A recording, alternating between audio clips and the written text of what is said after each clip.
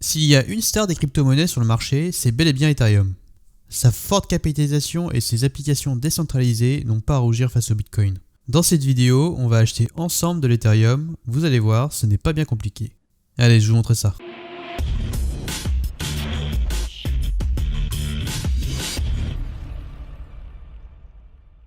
Comme d'habitude, nous sommes sur la meilleure plateforme pour acheter des cryptos, j'ai nommé Binance.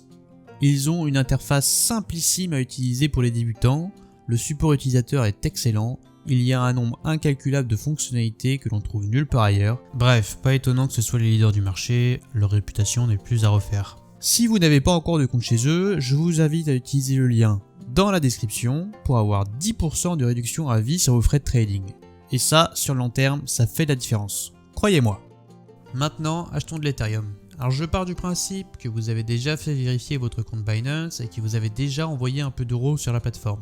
Dans un premier temps, vous pouvez mettre la plateforme en français en cliquant en haut à droite, ici.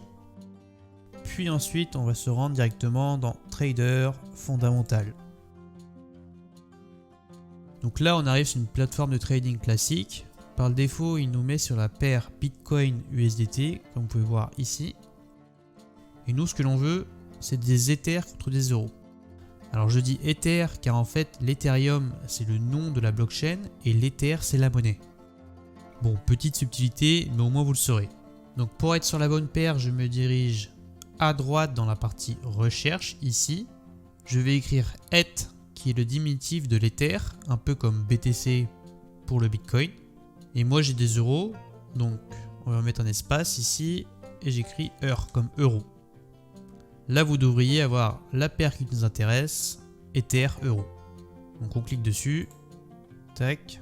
Là, on vérifie en haut à gauche qu'on est bien sur la bonne paire. Ça a l'air d'être le cas, Ethereum Euro, c'est parfait.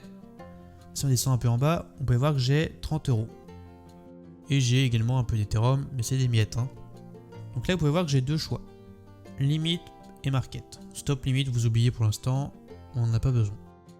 Donc dans un premier temps, limite. Limite, c'est on va acheter à un prix donné, à une limite donnée. Donc je vais vous faire un exemple. Donc je vais créer un ordre d'achat à 3000 euros pour la totalité de mes 30 euros.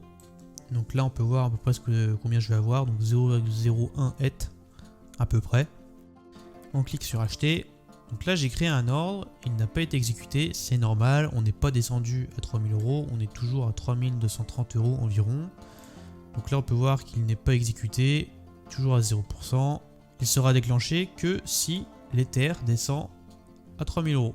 Donc là moi j'ai pas envie d'attendre qu'il descende à 3000 euros. Je veux acheter directement. Donc on va annuler l'ordre. Donc là j'ai payé aucun frais, c'était juste un ordre ouvert. Ça peut être intéressant si vous pensez que l'Ether va descendre et que vous voulez en acheter plus bas, sans être devant l'ordinateur. Donc maintenant l'ordre market. Market, c'est le fait d'acheter directement au prix du marché. C'est-à-dire qu'on va acheter directement le premier ordre de vente qui est ici, donc ça va être celui-là. Allez, faisons-le. Donc je glisse la barre tout à droite. Pareil, je suis bien en market, j'achète. Donc là, ça me dit que ça a été exécuté. J'ai pas d'ordre ouvert, parce que l'ordre a été exécuté instantanément.